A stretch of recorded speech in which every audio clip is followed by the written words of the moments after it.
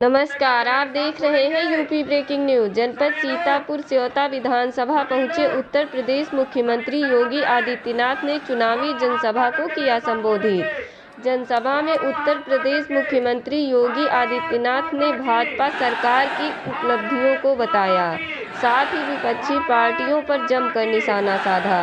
UP breaking news से राजू सिंह की report. ताज़ा खबरों के लिए सब्सक्राइब करें यूपी ब्रेकिंग न्यूज। आपको प्राप्त हो रहा मुख्यमंत्री जी आ रहे हैं, जोरदार तालियां बजा दीजिए।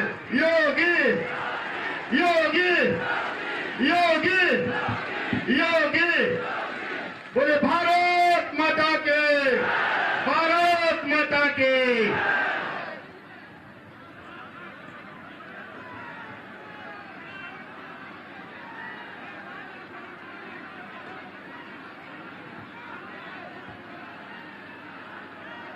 लोकप्रिय सांसद अलीगढ़ श्री सतीश गौतम जी, भारतीय जनता पार्टी के जिला के अध्यक्ष सचिन महलोत्रा जी,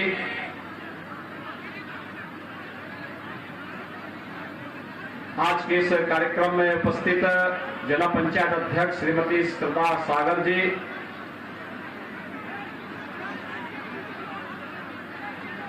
पूर्व सांसद श्री जनार्दन मिश्र जी, मंच पर उपस्थित पूज्य संतजन स्वामी त्यागी जी महाराज, स्वामी राघव दास जी महाराज, अन्य संतजन, ब्लॉक प्रमुख श्री अवधेश चौहान जी,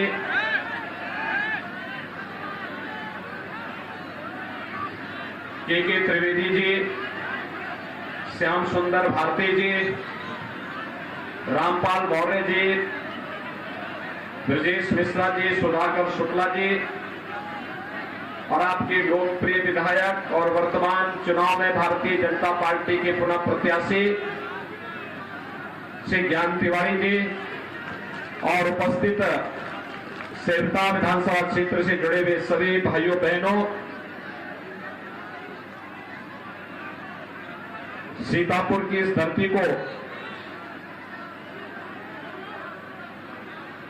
जहां पर नेमिष जैसा तीर्थ है, 88,000 ऋषि मुनियों ने हजारों वर्ष पहले जहां पर एक साथ भारत की वैदिक और पौराणिक परंपरा की आधारशिला रखी थी, इस पावन धराधाम को मैं कोटि कोटि नमन करते हुए आप सभी का हृदय से अभिनंदन करता हूं। भाइयों बहनों, याद करिए 5 वर्ष पहले मैं आया था आपके बीच में और यही भूमि है। मैंने तब आपसे कहा था किसी ज्ञान तिवारी जी को विधायक बना करके भेजिए, यहां की बाढ़ की समस्या का समाधान करेंगे। और भाइयों बहनों, आपके सुयोग्य विधायक ने, कर्मठ विधायक ने बाढ़ की समस्या का स्थायी समाधान की दिशा में कदम बढ़ाए और आज आजादी के बाद जिस समस्या का समाधान नहीं हो पाया था, श्री ज्ञान तिवारी जी के नेतृत्व में सेवता की उस समस्या का समाधान हुआ है। भाइयों बहनों, 2017 के पहले जब हम लोग उत्तर प्रदेश के किसी भी कोने में जाते थे, उत्तर प्रदेश के अंदर जाते थे तो यहां पे सुरक्षा का खतरा था। उत्तर प्रदेश के अंदर हम कहीं जाते थे तो उत्तर प्रदेश में पूरी तरह अराजकता थी, गुंडागर्दी थी। जिस भी कार्यकर्ता के पास जाते थे, परिवार की माताएं बहनें की शिकायत करती थी कि बेटियों को स्कूल नहीं भेज पा रहे हैं,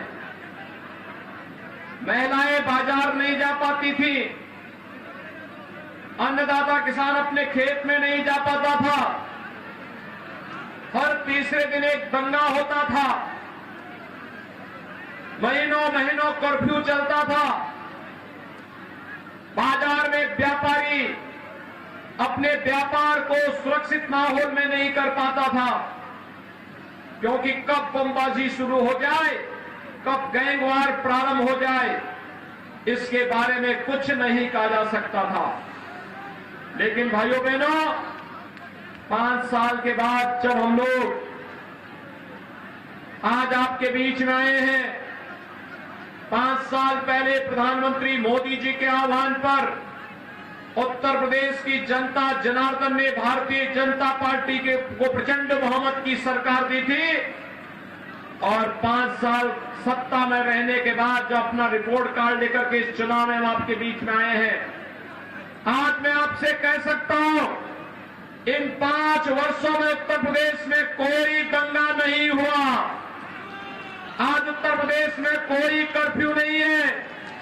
भाइयों बहनों, जिन बाजारों में पहले बमबाजी होती थी, वहां पर बमबाजी भी नहीं, जहां कर्फ्यू लगता था, आज वहां कावड़ यात्रा निकल रही है। जहां पर बमबाजी होती थी, आज भाइयों बहनों बमबाजी नहीं, आज हर हर बम बम का नारा लगाते हुए कावड़ यात्री जब धूम धड़ाके के साथ निकलता है, पूरे उत्तर प्रदेश के अंदर शिव भक्तों की लहर, उत्तर प्रदेश के अंदर भक्ति का सा माहौल बना करके उत्तर प्रदेश के अंदर एक नई शक्ति का संचार करता हुआ दिखाई देता है। ये वही दंगाई कहां चले गए? उन्हें मालूम है कि आज उत्तर प्रदेश में दंगा करेंगे तो बाप दादों की सारी कमाई सरकार जब्त कर देगी और उल्टे जेल में अलग से जाना पड़ेगा। आज प्रदेश में दंगा नहीं होता, आज प्रदेश में शांति का माहौल है, प्रदेश विकास की नई ऊंचाइयों को छूता हुआ आगे बढ़ रहा है। प्रदेश में पर्व और त्योहार शांतिपूर्ण तरीके से मनाए जाते हैं। पहले होली और दीपावली आती थी, अंधेरा रहता था, बिजली की जाती हुआ करती थी। अगर ईद और मुहर्रम है तो बिजली आएगी, और अगर होली और दीपावली रहती थी तो बिजली नहीं आएगी। यही तो होता था। 2017 के पहले बिजली मिलती थी, जरा जोर से बोलिए, मिलती थी। आज तो बिजली मिल रही होगी ना, आज तो भेदभाव नहीं होता है ना। आज चाहे होली हो, दीपावली हो, ईद हो, मुहर्रम हो, क्रिसमस हो, 24 घंटे बिजली रहती है। अगर यहाँ खुशी तो वहां भी खुशी, यहाँ सुरक्षा तो वहां भी सुरक्षा। 25 करोड़ जनता को सुरक्षा का माहौल देने का कार्य भारतीय जनता पार्टी की डॉन इंजन की सरकार ने किया है। आज प्रदेश की बेटी बेखौफ स्कूल जा सकती है। आज प्रदेश का व्यापारी प्रदेश के अंदर कहीं भी अपना व्यापार कर सकता है, उसको कोई भी न कोई धमकी दे सकता है, न उससे कोई गुंडा टैक्स वसूली कर सकता है, और हमारे नौजवानों की भविष्य के साथ भी कोई खिलवाड़ नहीं कर सकता है। पहले भाइयों बहनों नौकरी आती थी, समाजवादी पार्टी का कुनबा, चाचा भतीजे का कुनबा निकल पड़ता था अवैध वसूली में। नौजवानों को नौकरी नहीं मिलती थी, भर्ती के नाम पर घोटाला होता था, न्यायालय उस पर स्टे करता था, भर्ती फिर रद्द हो जाती थी। भाइयों बहनों, आज तो प्रदेश के अंदर 5 वर्ष में 5 लाख नौजवानों को सरकारी नौकरी दे दी। सुरक्षा का बेहतर वातावरण बनने के कारण आज प्रदेश के अंदर व्यापक पैमाने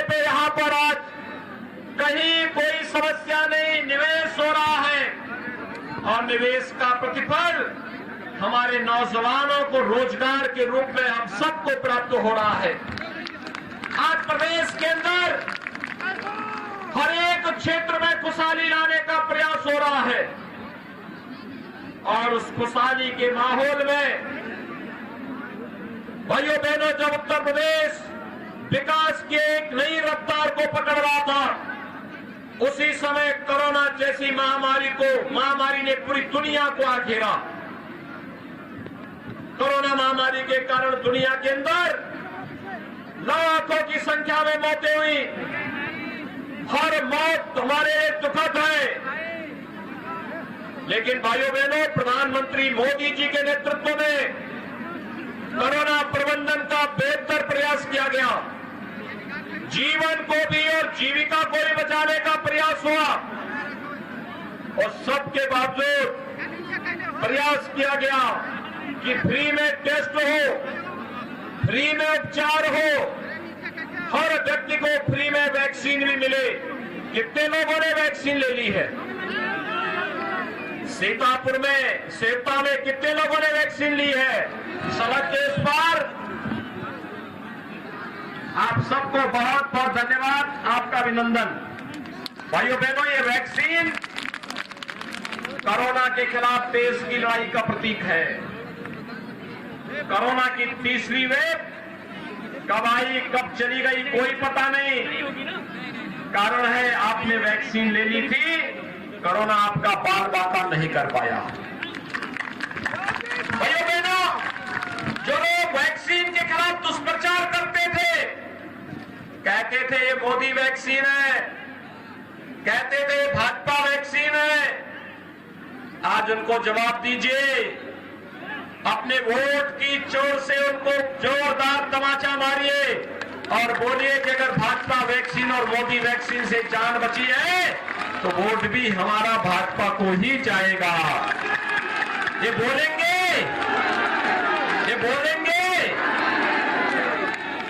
और भाइयों बहनों, डबल इंजन की सरकार है, फ्री वैक्सीन, सबको वैक्सीन।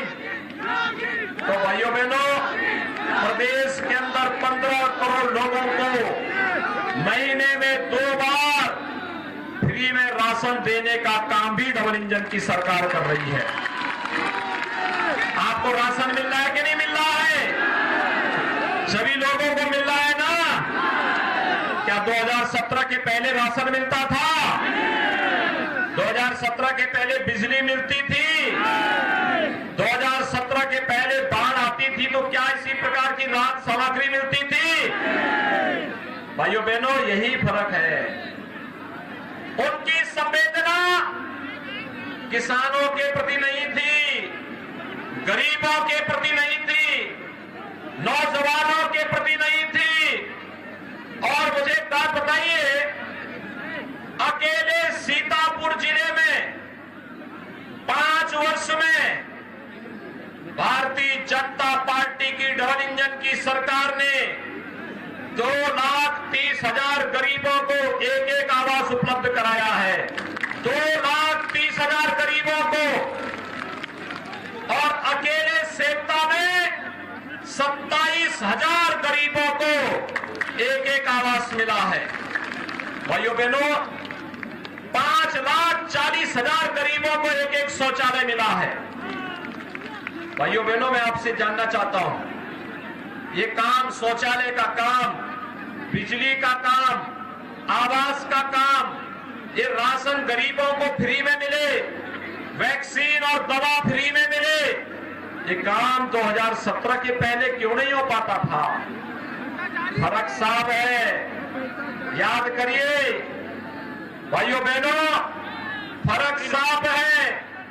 2017 के पहले जो सरकार थी, उसकी संवेदना गांव के लिए नहीं थी, किसान के लिए नहीं थी, नौजवान के लिए नहीं थी, महिलाओं की सुरक्षा के लिए नहीं थी। भाइयों बहनों, उसकी संवेदना किसके प्रति थी? कल अहमदाबाद के एक न्यायालय के द्वारा उस अहम फैसले से स्पष्ट हो जाता है, जिस फैसले में अहमदाबाद के सीरियल ब्लास्ट में दर्जनों लोग मारे गए थे। जो आतंकवादी उस घटना को अंजाम देने वाले थे, उसमें से कुछ उत्तर प्रदेश के भी थे। उत्तर प्रदेश के आतंकवादियों में से आजमगढ़ का एक आतंकवादी, उसके पिता यानी उसके अब्बाजान समाजवादी पार्टी के प्रचारक हैं, यानी सपा का हाथ आतंकवादियों के साथ। तो जो आतंकवादियों के प्रति जिसकी संवेदना होगी, क्या आप उसको समर्थन करेंगे? आखिर समाजवादी पार्टी ने 2012 में क्या किया था, जब आईटीएस ने आतंकवादियों के खिलाफ दायर मुकदमों को वापस लेने का प्रयास किया था। श्री राम जन्मभूमि पर आतंकी हमला करने वाले, संकट मोचन मंदिर पर आतंकी हमला करने वाले, लखनऊ, अयोध्या और वाराणसी की कचहरियों पर आतंकी हमला करने वाले,